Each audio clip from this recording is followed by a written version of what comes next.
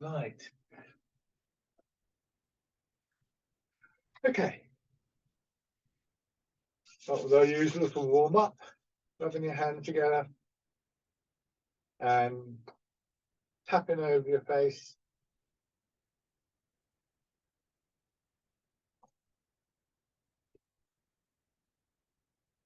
Over your head and neck.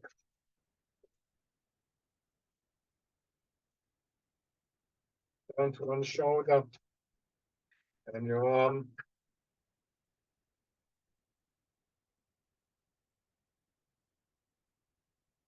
The other side.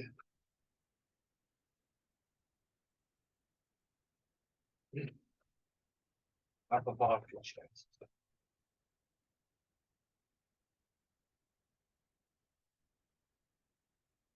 Light on your belly.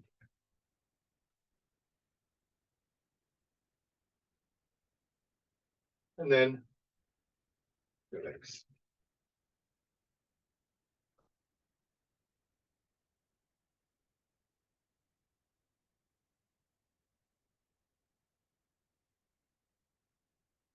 Okay.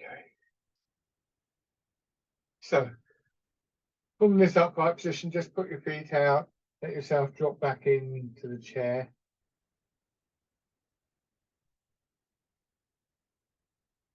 Take a couple of slow, gentle breaths and just sort of try and get that feeling of really melting into the chair. Last couple of weeks, I've been talking about this Chinese term sung, and it's the various qualities we associate with it, like suppleness, elasticity, springiness, releasing, letting go, you know, allowing movement through your body, and so on and so forth. It's often translated simply as relax, which doesn't go anywhere near the whole story. But in this position, relaxed is a good thing to think about, because you simply relax back into the chair.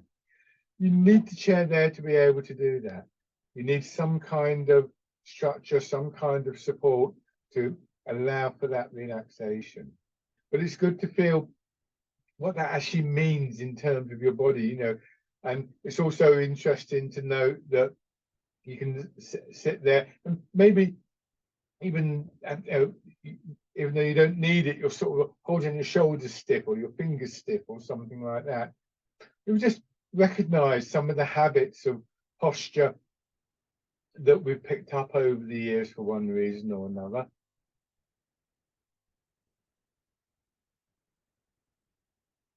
Just letting your attention settle into your body. The sort of gathering of your attention and your thoughts, which is such a key part of what we're trying to do to maintain that gentle focus of attention as we go through the different movements. And again, and I always feel this is sort of related to the physical tension. The tendency is always for our thoughts to bounce out again. We spend a great deal of our time either ruminating on what's happened before or sort of anticipating what might happen. And what we're trying to do is to just settle into this particular moment.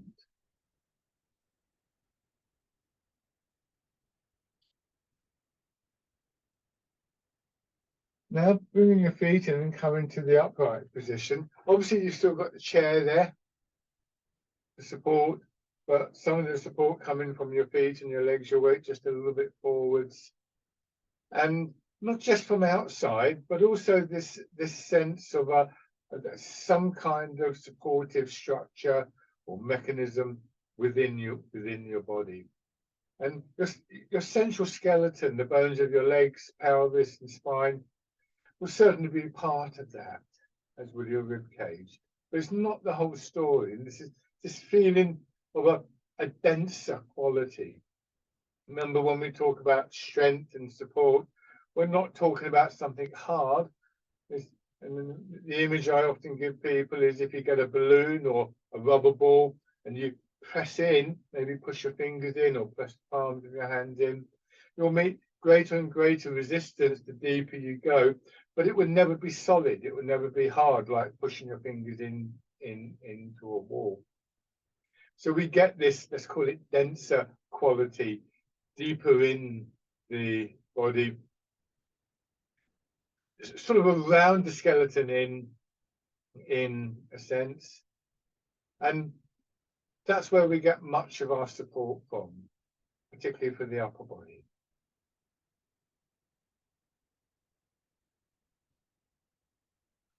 And then turning your head.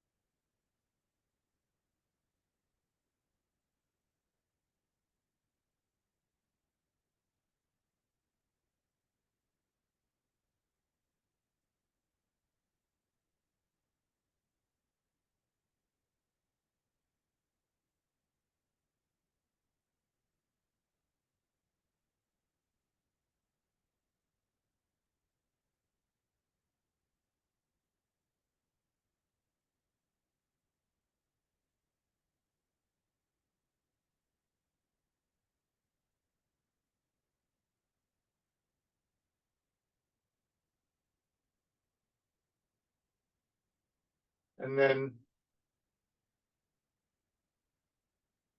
shoulders.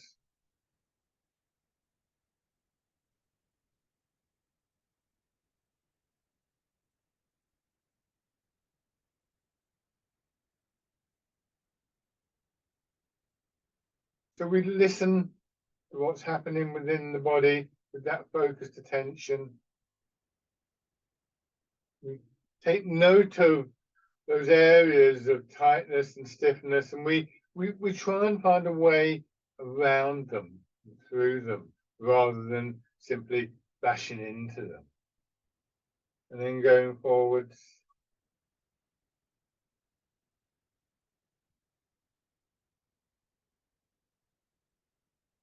This is a quality we call yielding in Tai Chi. It comes from the martial side of the art.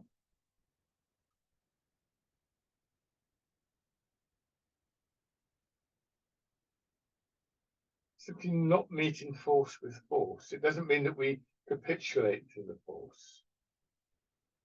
Hands out to your sides. So, for instance, where if we encounter if we encounter some kind of stiffness, some kind of blockage, say in our shoulders, rather than I've got to push through it kind of attitude, what we're trying to do is to get a sense of movement around it, or maybe through it, to bring our attention to it in a way that encourages that release of the tightness, the softening. Much as you might, if you wanted to push your hand into water, you could either slap the surface of the water, or you could just point your fingers down and sort of slide into and through the water. And then winding your arms around.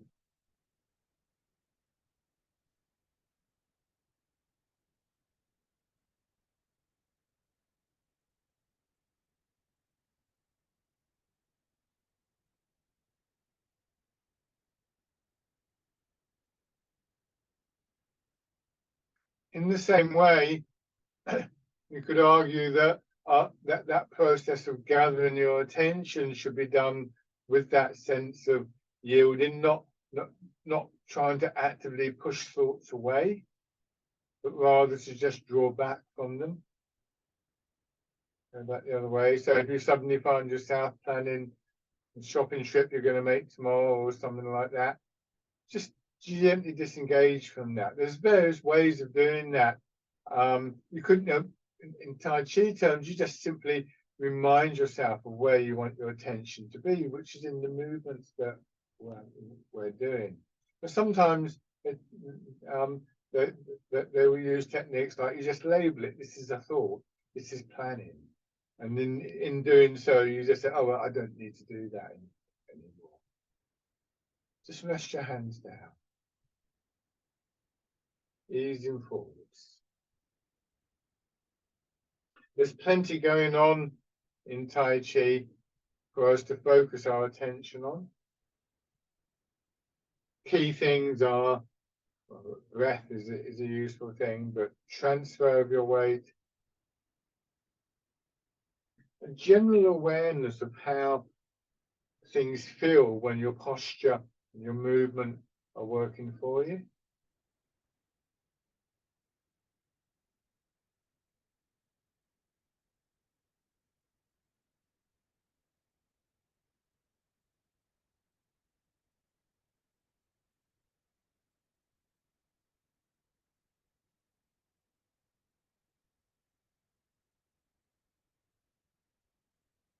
Feeling the transfer of your weight is usually very, very helpful, since really all the movements depend on this. And it's also really important for our posture to get a sense for how our weight moves and the effect that that has on our body. Turning from the center, when we learn to focus our attention more persistently in the center of our body, we're automatically more connected. It's this part of the body that has fairly straightforward links to every part of the body. You know, talking about linking your shoulders to, say, your knees, then obviously there's quite a distance in between, and not necessarily a direct physical link. If you're talking about, you know, some part of the center, it's a very immediate link. Turn the other way.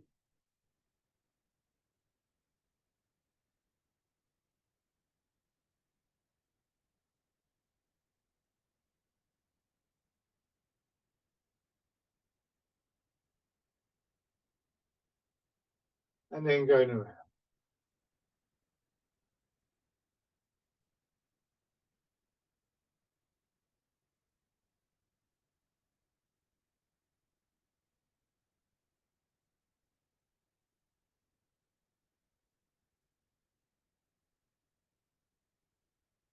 And back the other way.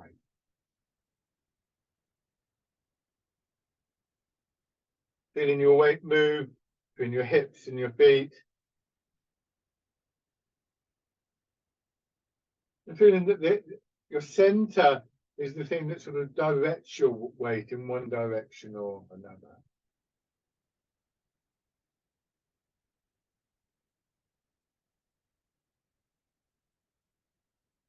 Okay, come back to the upright position. Under your feet. So in order to release this foot, to get it moving, a significant proportion of your weight has to go to the opposite side of your body, so that when you go to lift, you're not having to sort of strain. It's not like your foot's stuck in mud or something like that. You may even find, as I do, that there's a slight gentle push down through the other foot as you step out and in.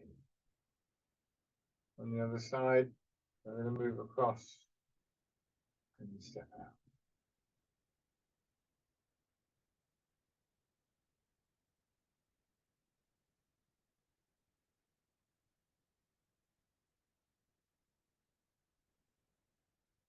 Okay. So, your hands drop down. Turn your hands palm forwards again. This time combining that movement we did earlier with the transfer of your weight. Birds fold its wings.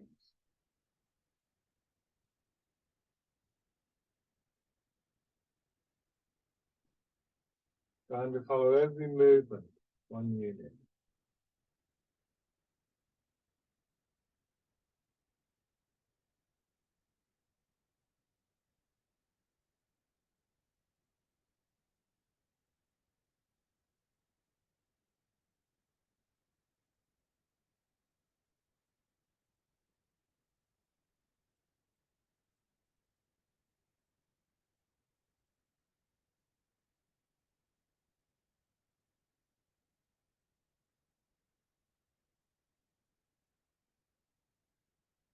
This time in the forward position, leaving your hands facing behind, making the transition into fisherman castanet.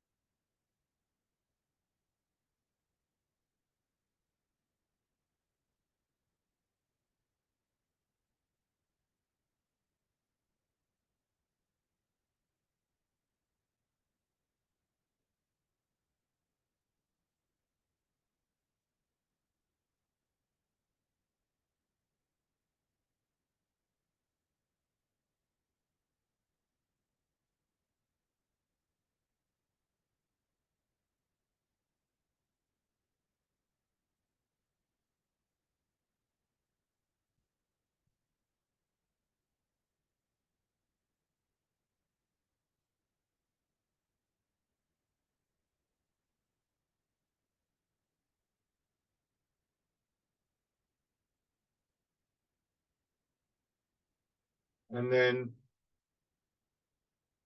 rolling the ball.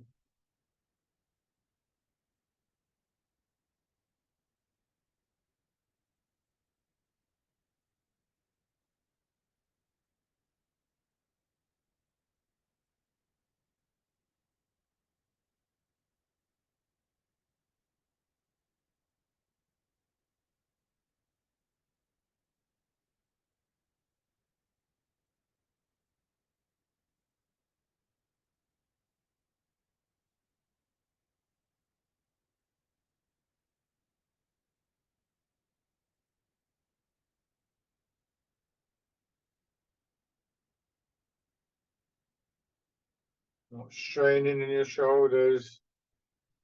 Nice smooth feeling of movement through your back and your spine.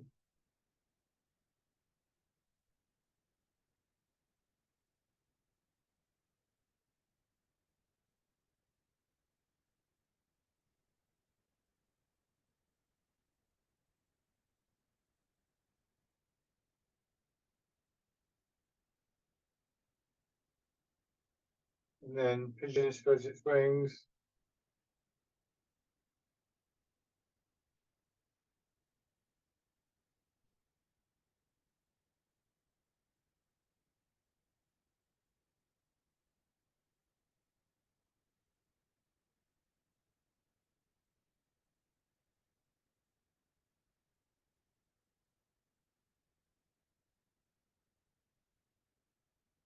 Chest and back alternately opening and closing, expanding and contracting.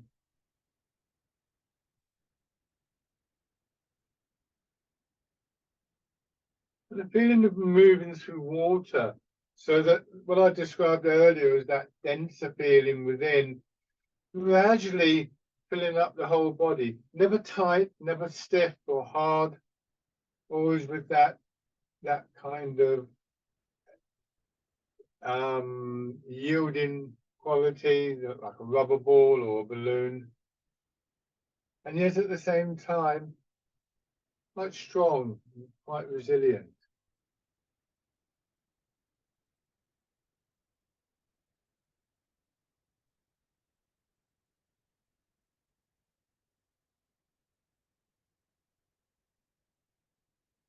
And then pushing wave. In fact, water is seen in the sort of tradition of these arts as a really good example of that strength. The Tao Te Ching, which is the old sort of root, I suppose you could say, of a lot of the thinking that underpins Tai Chi. Just something like, and this is not a direct quote, nothing is softer than water, and yet it will always wear away the cliff. Tai Chi as a martial art makes use of those principles.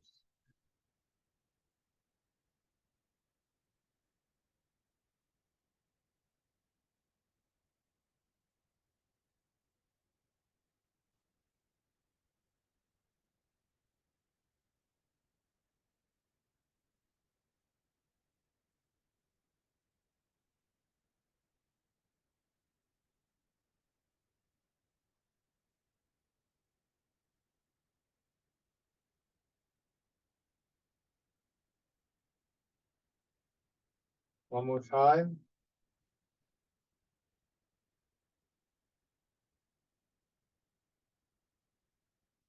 Bring your hands back.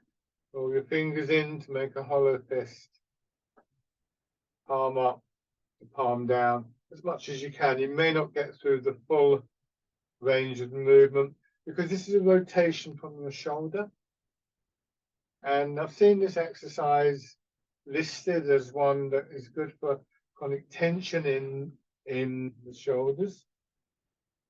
So we want a nice smooth movement through there. But if you are a bit tight in your shoulders, that may mean that you don't get the full range of movement. Don't compensate just by kind of shaking your wrist around or something like that. All the way through, from shoulder to your elbow to your wrist to your hand.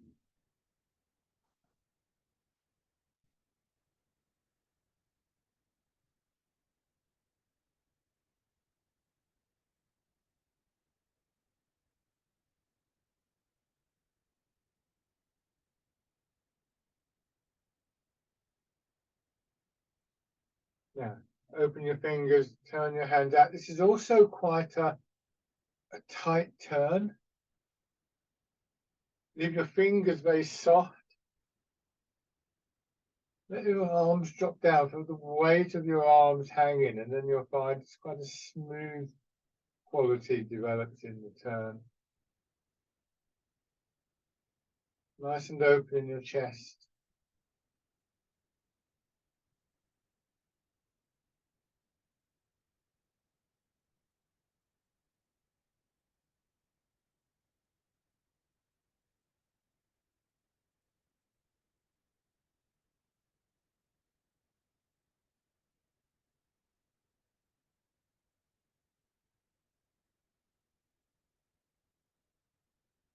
One more time.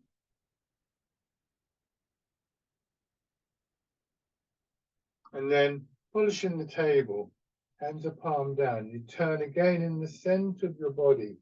Now you can move your weight forwards to one leg, one you turn towards, then across to the other leg, like the exercise we do at the beginning of the session, back into your hip and back to the center, and then change the other way.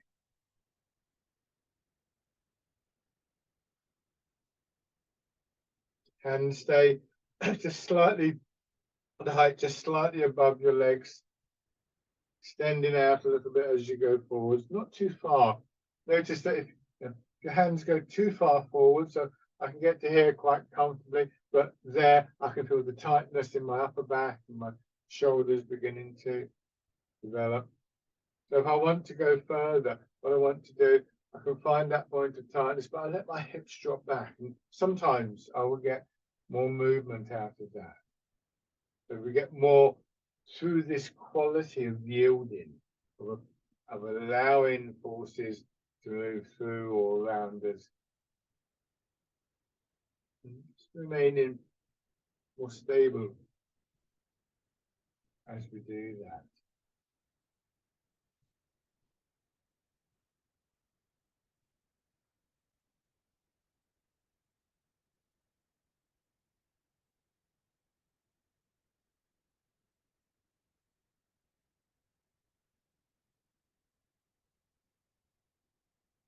Last time. Now, bring your hands down. Sink down. Feel as though your upper body is just dropping down towards your hips. And then push up. I exaggerate. I don't know how easily you can see that. You can maybe just see my head going up and down a little bit. This is wildly exaggerated, by the way. If I did this too much, I'd end up stiffening up in my back. But my spine is just extending, contracting, extending, contracting. Again, with that sort of elastic quality. So you could think of pushing your feet and your hips down into the floor and chair, almost like you're going to stand up. It's a reasonable way to think about it. But another more subtle way, more internalized way, is to imagine that there's a ball here. Again, we're going back to this idea of the ball. You're you sink down and you compress the ball. And then at a certain point, it expands. But having been compressed, when it expands both upwards and downwards. So this reinforces the sense of contact with the ground, so your hips and then your feet. So it will feel as though your hips and your feet are pushing into the floor, but you're not actively trying to do that. You're not putting the effort there. The effort is really in visualizing, imagining this ball in the center of your body.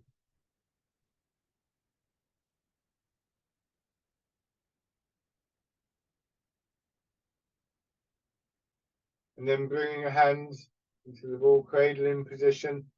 That movement is like a wave moving up your body and then down, pushing your hands with you.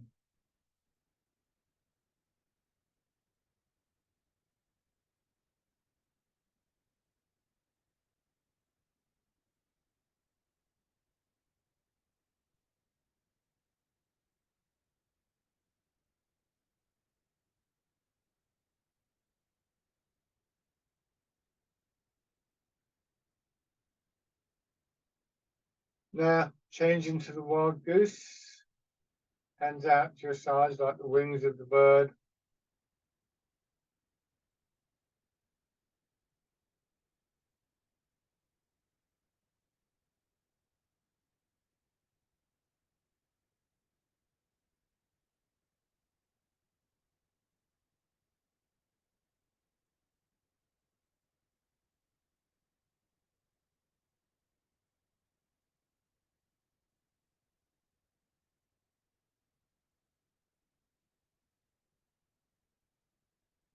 And then drop your hands, drop your hands all the way down. Let them just swing in front of your knees. Sit back, settle down into the middle of your body. Think of that ball, that helps. And then feel the push up. So from the side, again, I'll exaggerate it so that you can see it. I come to the upright position. I drop down. My back shouldn't be bending like this, in fact. And then I come up again.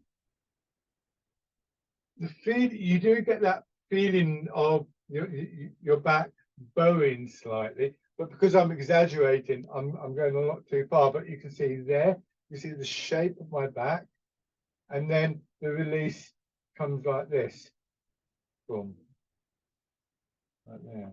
So that's another little dynamic quality that should be felt rather than seen. I mean, I did it big so that you could see it, but our back is sometimes described as being like a bow in a bow and arrow.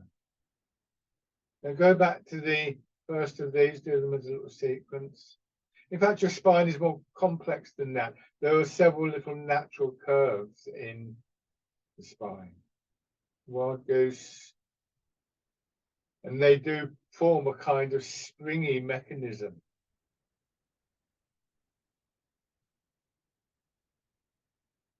What I showed you is very sort of crude in that sense.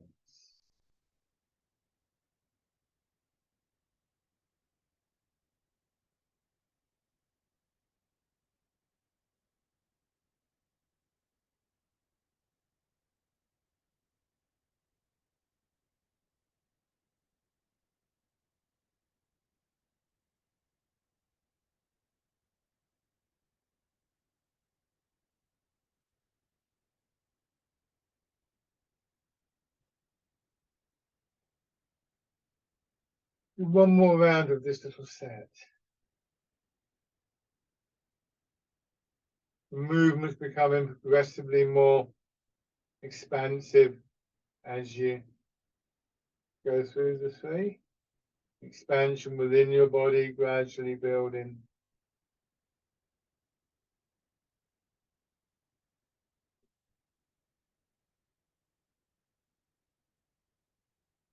And then dragon plucks the stars from the sky.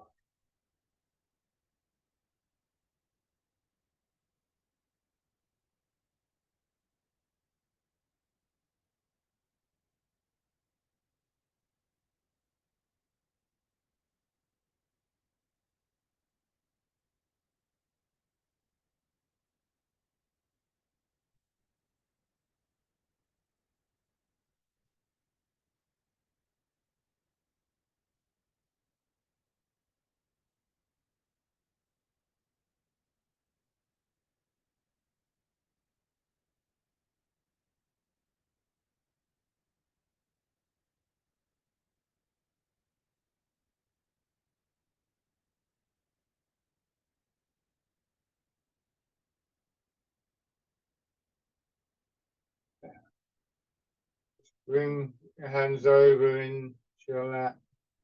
Both hands again. This time pushed up a little bit above your head. By now, this is quite a strong movement, but hopefully by now at this stage in the session, becoming more aware of these inner dynamics, connections through your body, and through the medium of your focused attention. Engaging more of the body in the movement. This shouldn't be an exercise that causes your shoulders to ache.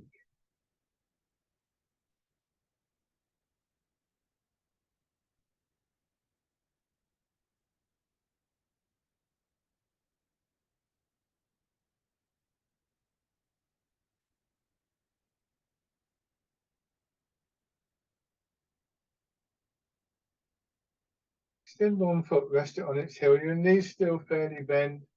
Ease forwards. Careful with your lower back. Scooping the sea and looking at the sky. Again, with this one, our back remaining pretty much in line with itself. Don't drop your head down like that. Think of your head going forwards a little bit. And then a push down through the flat leg and hips dropping back should be enough to pull you up.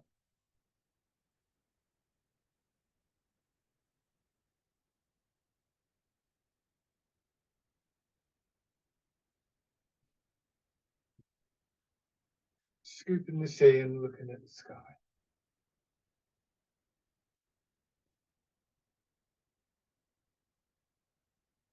And then grasping the tiger's ears. Almost the opposite of the last one, that here, again, you're keeping that straight back and the projection of the movement is diagonally upwards. Still above the leg, but you're not going to do this.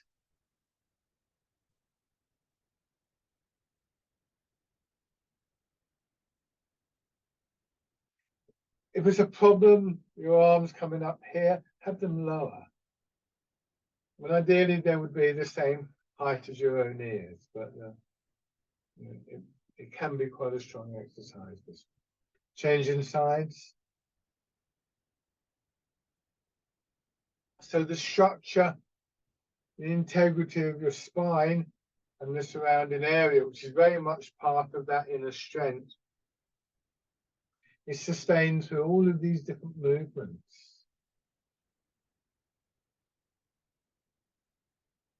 But not rigid. I mean, when I say don't bend, again, there are these little curves. There might be a slight dip, but nothing major. I don't want you to get to here and sort of hold your back stiff. Just give your back time to condition, to allow for these qualities to remain.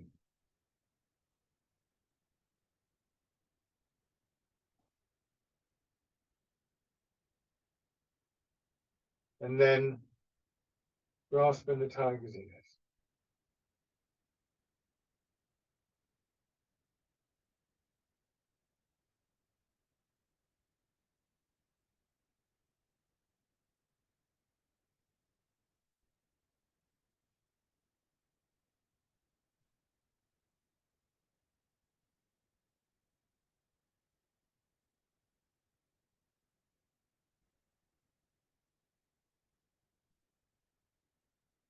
One more time.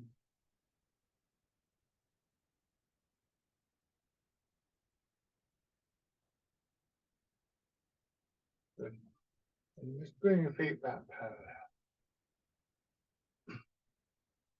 Settle back down into the chair. See if you can, again, get a glimpse of this, what we might call inner structure or this inner strength, however you care to think about it. It defies description, really.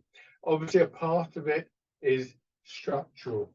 If you look from the side here, you see where I'm positioned. So roughly 2/3 of my weight back in my hips and buttocks, and 1/3 in my feet. If I go to here, I can sense the space behind me. And although here I'm upright, in the seated position, I'm actually feeling myself being drawn back slightly. There is this strong pull there, but just allow myself to go forward. But I try and maintain in the upright position. If you see my arm dropping down, suggests that my shoulders are in line with my hips. So when I tilt forwards, I'm still looking for my shoulders to be in line with my hips. I haven't done this. Another way of thinking of this is that I get this pole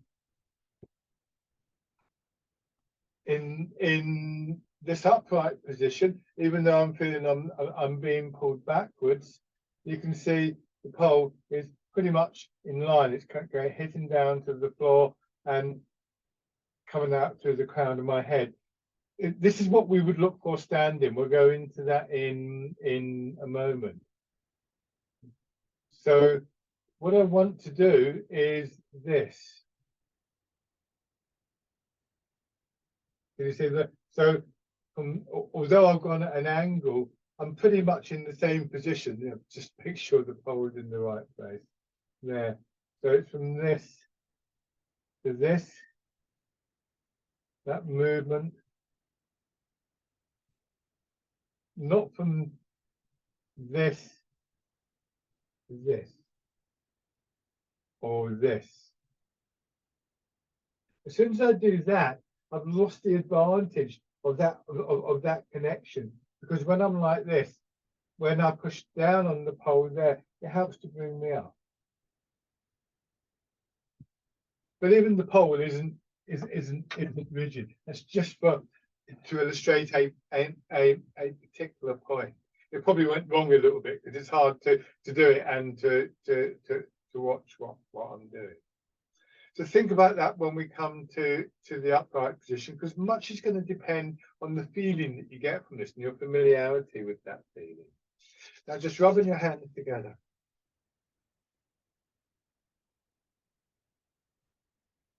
Tapping over your face.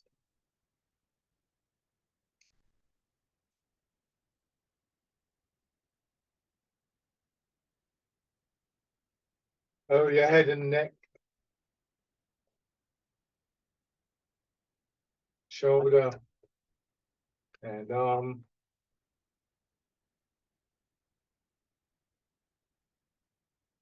The other side. Upper part of the chest. The belly. And your legs.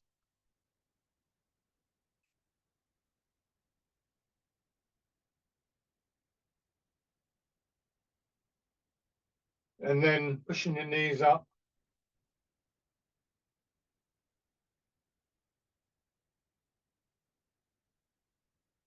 And going around in a circle.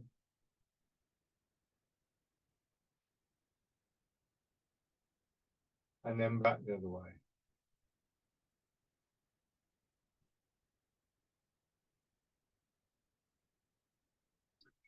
Okay, and then standing. When I use things like the poles and that to show you certain things, don't take those ideas too far. You know, they're meant to illustrate certain qualities. Then they're not the whole story. So when I stand, feet hip width apart, my weight slightly forwards, I then let my hips drop back. Now, once again, let me grab this, and you'll see there, more or less, what I get is the pole comes out from the crown of my head and it hits the ground at a point just slightly behind the ball of my foot. So when I do this swaying exercise, two ways of looking at this using the pole. One is I just begin to sway forwards and backwards, pivoting from the ankles. But you see, when I do it like this, I maintain that sense of the center line of the body. So that's one thing we want to think about. It's not this or anything like that. It's very much from my ankles, feeling my weight move forwards and backwards in my feet. But there's another way we can think of this, that alignment through my body is definitely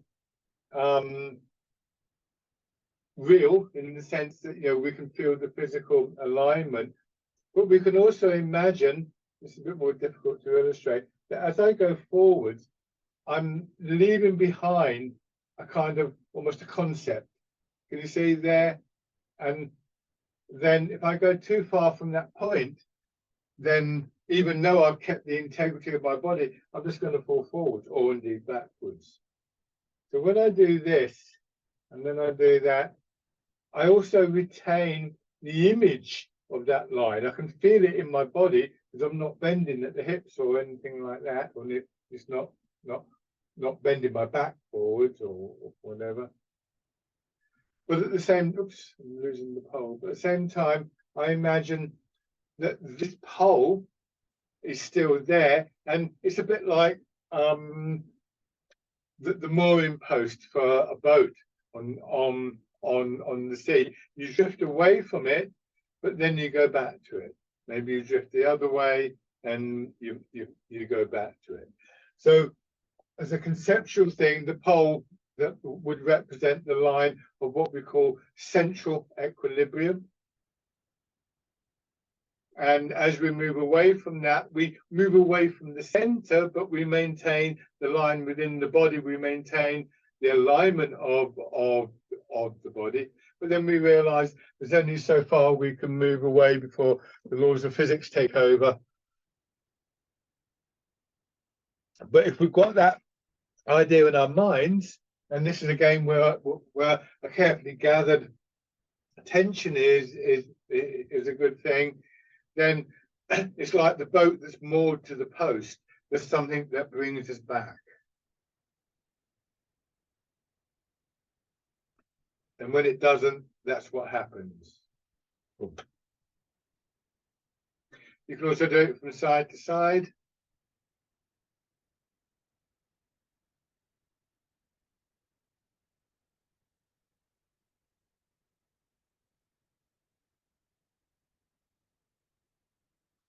Keep soft in your knees, your hips, and you'll get a little bit more movement. And then just going around in the circle. So you imagine that I hold that the line will be going up through the side. Again, as we go around, it's this, it's not this, not my head moving or anything like that. Just maintaining that. So your ankles are quite an important part of this, obviously.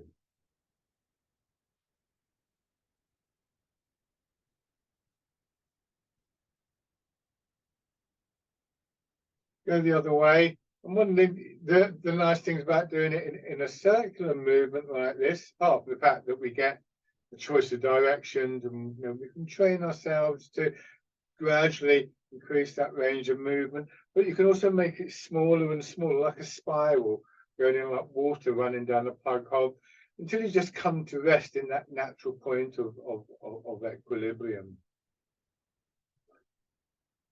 So with that idea, that concept, part of your gathered attention, just sinking down a little bit more, bringing your hands around, pushing up, and sinking down. Change to the wild goose.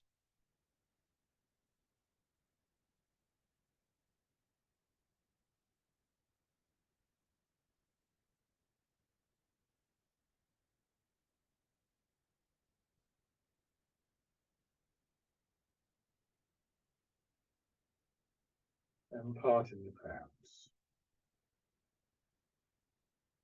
Back to rooting down.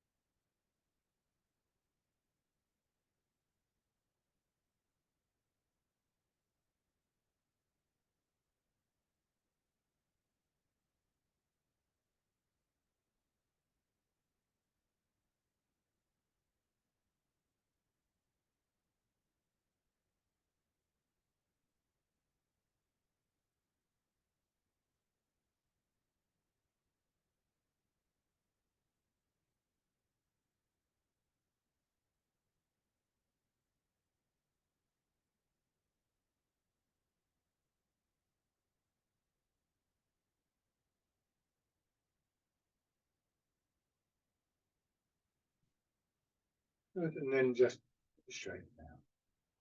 So it's hard to maintain that quality of sung, the softening, releasing, letting go, if you haven't got the structure and that sense of central equilibrium to to to stop you from overextending. It's all very well to say, I'm like a boat moored to the post. I'm a long way here. I'm struggling, and my body will tense up at that point. On the other hand, that quality of song and the letting go and things like that, when we're doing this exercise, going around in a spiral, it's definitely, if we can let go a little bit, if we can soften a little bit, we're more likely to come to central equilibrium. All of these ideas sort of bounce off each other. They're not separated from each other. They're like a kind of interacting family. And we may choose to put our attention in a particular place for a particular reason, to focus on one thing or another once we've identified what we want. But really, they are all very important. Now, change your stance. Have 1 foot forwards. Keep the width of your step. And once again, if I just get the pole, you can see here, it moves with me. It's not to say we don't ever go out of line. There are movements where we may do. We don't often do them in this session. But if I did this, if I moved away from the pole there, for instance, which is often what we do in walking, we gain a certain amount of momentum when we walk, and that's fine. Just if we go too far, it becomes awkward.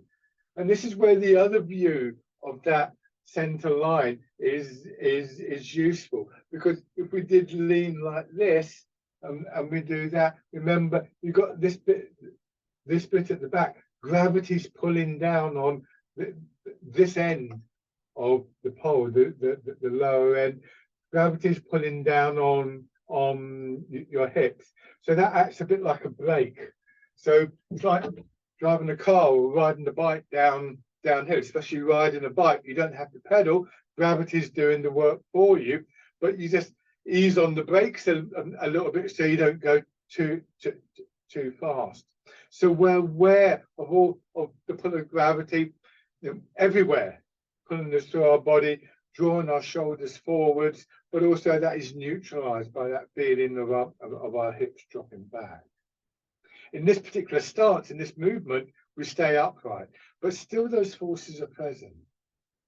Just raising your toes and your heel.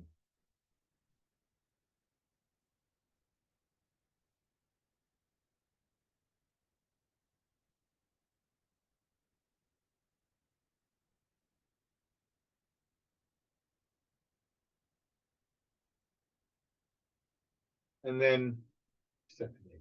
The actual act of letting your hips drop back is an act of letting go, of yielding to the pull of gravity.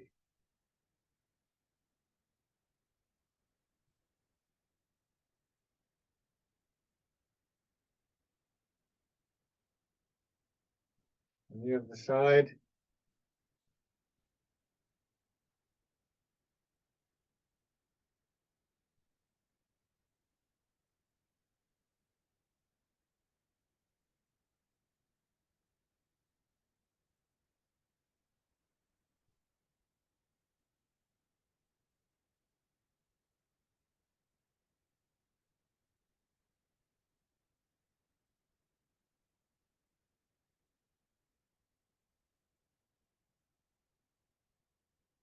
Raising your toes and your heel.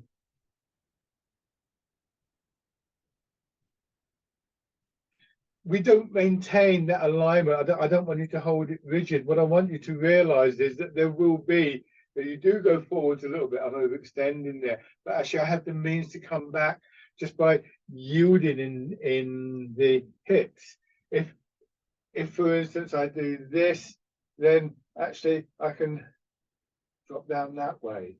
The means to align myself is always there. And stepping in. We haven't started that already.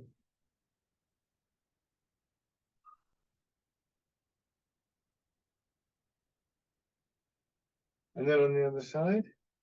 So again, to draw an analogy, you know, if you're walking along the pavement, if you're cycling or driving along the road have these white lines in quite often. You have the edge of the pavement. That's your kind of benchmark, shall we say? And but you don't move in a straight line, but you return to that alignment. And in terms of Tai Chi, the way we return becomes quite subconscious, but it's very much bound up with that yielding quality. And then just raising your toes and your heel.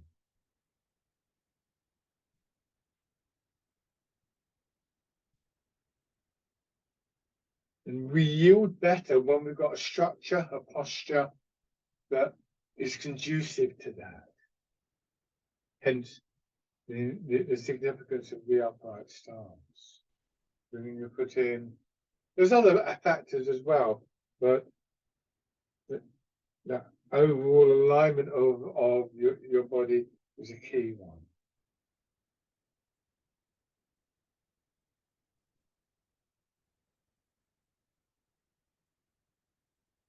And then stepping through. Now, all of that is good in theory, but as I said before, we carry habits of posture, habits of movement for all sorts of reasons.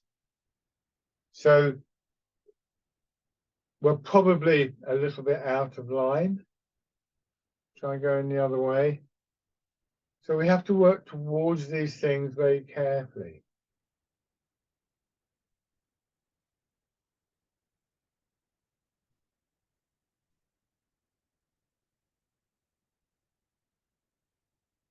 We aspire to them, I think, is a good way of thinking of it. So now, have your right foot forward, fisherman cast a net. One of the things that can very often throw our posture out is over-enthusiasm for the arms. So we tend to do this and then this. Whereas in fact, if I've got the posture and I'm moving my weight, then I'm allowing a free flow of the energy of the weight moving through my body. And that and various other factors, the weight of your arms and little movements in chest and upper back will actually provide enough energy to move your arms.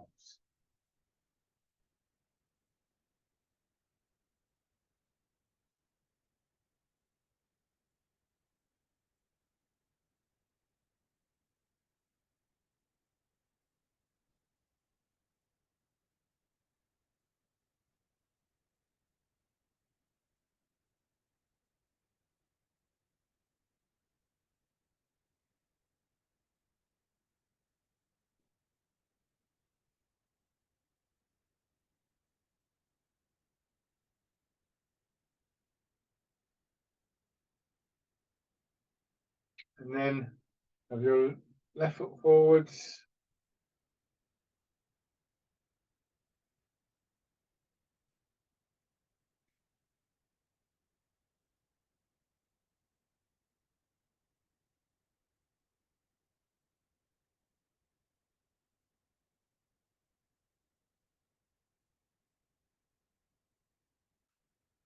And this time, as your hands start to swing down, don't move your weight back, but bring your back foot in, step forwards, and then move forwards. And your arms will just naturally come down as you bring your foot in.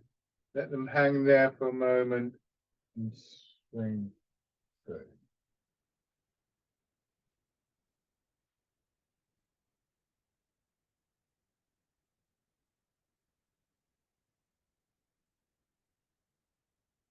And then going back, same idea there. Your arms just start to drop down. You bring your foot in, which means that effectively your body starts moving backwards.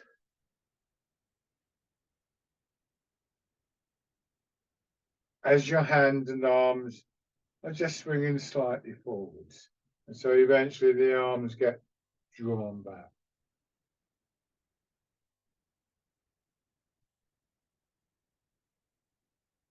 So just going forwards one more time. I exaggerate here. My hands are beginning to drop down, but my foot comes through and I leave my hands behind, but they catch up.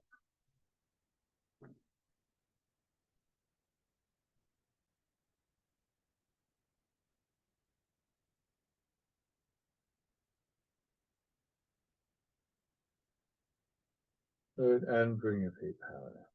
Lovely. Okay, go back to your chairs.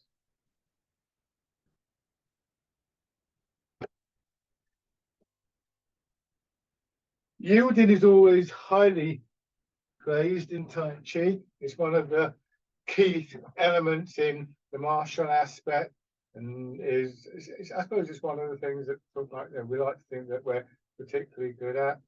Really emphasized in Embrace Tiger, Return to Mountain. There's all sorts of aspects to that quality of yielding. It basically means not getting into kind of loggerheads with whatever it is, our own thoughts or the pull of gravity or somebody else or whatever. So just let your hands drop down and embrace tiger, return to mountain. You could also think of this as sort of like that final act of just gathering your thoughts in and letting them settle. Recognizing the fact that they're going to get disrupted, your attention will go out for one reason or another. But just every few moments, as it were, touching base.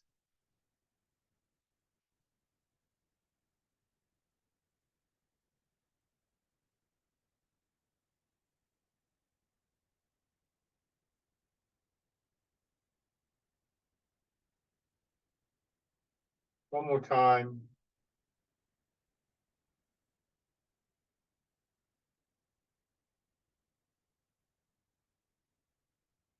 And rest.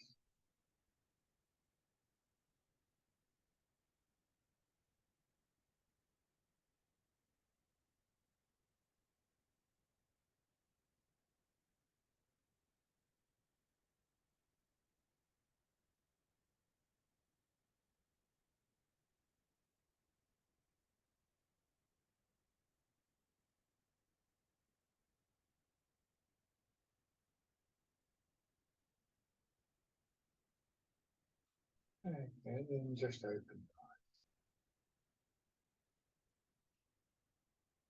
Thank you very much, everybody, for watching and joining in.